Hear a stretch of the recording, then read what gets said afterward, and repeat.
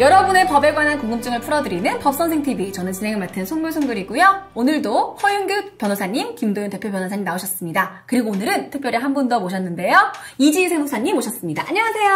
안녕하세요. 스튜디오가 굉장히 꽉 찼습니다.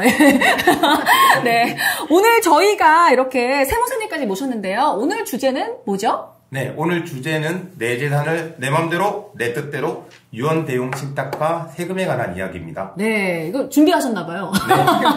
네. 네. 나라의 발전하는 모습을 보여드려야 되니까요. 좋습니다. 오늘은 세금 문제라고요. 네. 벌써부터 이 단어만 들어도 굉장히 머리가 아픈데요.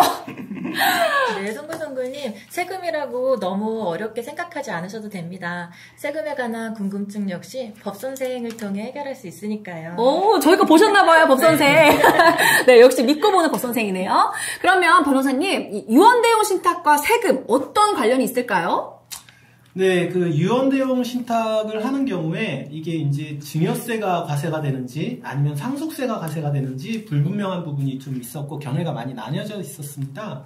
그 유언대용 신탁이 이제 생전에 자신의 재산을 수탁자한테 이제 이전한다는 점에서는 무상 이전이 돼서 이게 증여세가 부과될 수 있는 사안이고요. 그 다음에 이제 돌아가시고 나면은 그 상속인한테 수익권이 상속되게 되는 그 구조기 때문에 상속세가 또 발생할 수 있는데 과연 어떤 세금이 부과가 되는지 좀 견해가 나뉘었었죠. 네.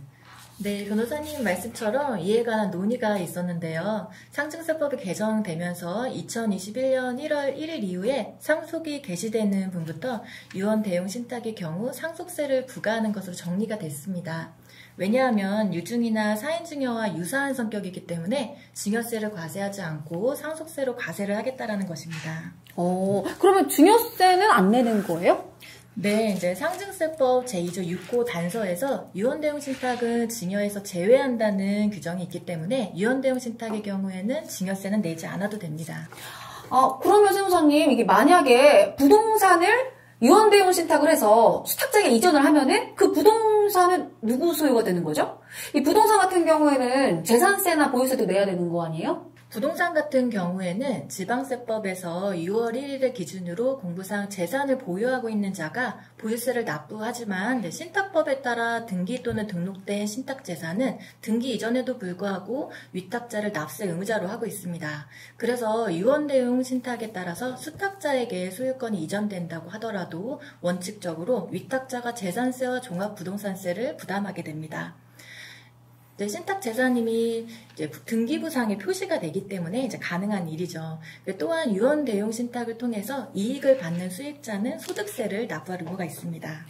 그렇군요. 그럼 이 부동산 같은 경우에는 등기를 해야 하니까 신탁 재산이라는 것이 표시가 되는데 예금 같은 거에는 어떻게 신탁 재산이라는 걸 알 수 있는 거죠?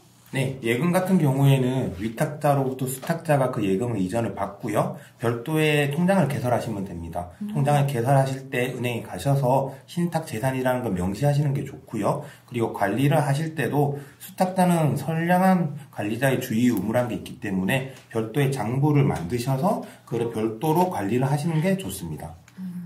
네, 참고로 이제 예금을 위탁자에서 수탁자로 이전하는 경우에 이 역시 증여세가 발생하지 않습니다. 근데 세무사님, 이게 세무서에서는 이게 증여인지 유언대용 신탁인지 모르잖아요. 그럼 어떻게 하죠? 네, 그럴 경우에는 이제 유언 대용 신탁임을 밝히면 되는데 이제 추후에 세무서에서 입증 책임에 대해서 다툼이 생길 수가 있습니다. 그러기 위해서는 실제 이제 어떤 용도로 사용하는지에 대해서 장부 작성을 좀 잘 해놓으실 필요가 있습니다. 네, 그럼 오늘 얘기를 좀 정리를 해보자면요. 그 유언대용 신탁을 하더라도 그 신탁의 설정으로 증여세를 낼 필요는 없고 사후에 이제 돌아가셨을 때 자신들의 그 자녀들이 수익권을 상속받았을 때 상속세만 내면 된다는 걸로 이제 정리를 하시면 될 것 같고요. 그 다음에 이제 기존의 재산세나 이런 보유세 같은 경우에도 이런 신탁 계약으로 인해 가지고 전혀 세부담의 변화가 없이 위탁자가 그 재산세 부담을 한다는 점에서 보통 이 유언대용 신탁을 고려하시는 분들 중에서 내가 신탁 계약을 체결하면은 뭐 과세를 더 부담해야 되지 않느냐라고 걱정하시는 분들이 있는데요. 이제는 그런 걱정 전혀 안 하시고 적극적으로 유언대용 신탁을 고려하셔도 될 것 같다라는 게 오늘의 요점인 것 같습니다. 네, 오늘은 유언대용 신탁과 세금에 관해서 알아봤는데요. 상속 전문 변호사님 두 분과 또 세무사님까지 함께해서 더욱더 의미 있는 자리인 것 같습니다. 법에 대해서 그리고 세금에 대해서 궁금한 점 있으시면 언제든 불러주세요. 어떻게? 이렇게 법설들